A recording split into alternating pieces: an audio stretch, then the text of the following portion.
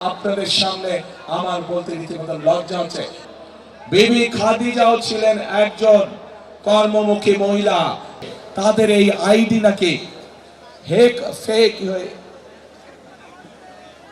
ID hack হয়ে গিয়েছিল। ID এইভাবে হ্যাক হতে পারে না।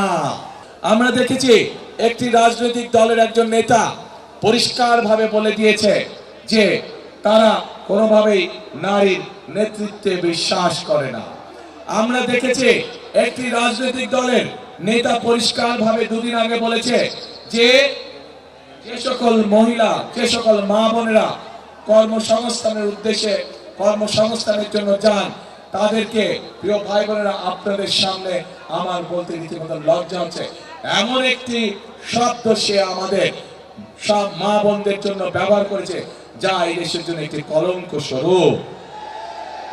প্রিয় ভাই বোনেরা, আমাদের নবী করিম সাল্লাল্লাহু আলাইহি সাল্লাম, ওনার যে স্ত্রী ছিলেন বিবি খাদিজাও ছিলেন একজন কর্মমুখী মহিলা। উনি ছিলেন একজন মহিলা ব্যবসায়ী। আজকে যেই দলটি, যাদের নেতা আজ বাংলাদেশের নারীদেরকে একটি খারাপ কিছুর সাথে তুলনা করেছে, তারা বলে তারা ইসলাম কায়েম করবে, কিন্তু নবী করিম সাল্লাল্লাহু আলাইহি ওয়াসাল্লামের স্ত্রী পর্যন্ত, উনিও পর্যন্ত একজন ব্যবসায়ী ছিলেন।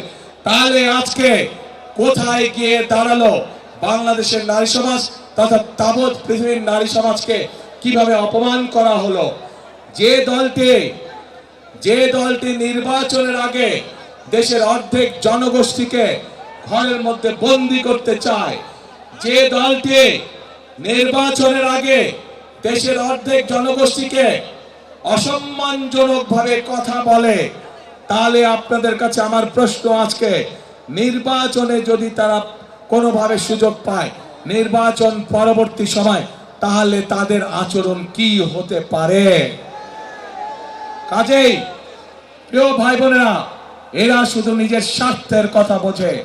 এরা ধর্মকে ব্যবহার করে নিজেদের স্বার্থ রক্ষা করার জন্য। তাদের এই আইডি নাকি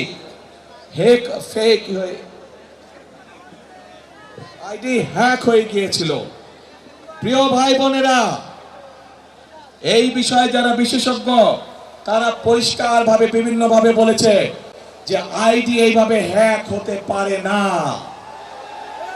একটি রাজনৈতিক দলের একজন সিনিয়র নেতা জনগণের সামনে নির্বাচনের আগে এইভাবে মিথ্যা কথা বলছে, দলটি পর্যন্ত মিথ্যা কথা বলছে, তাদের আইডি বলে হ্যাক হয়ে গেছিল, অথচ আইডি হ্যাক হয়নি তাদের।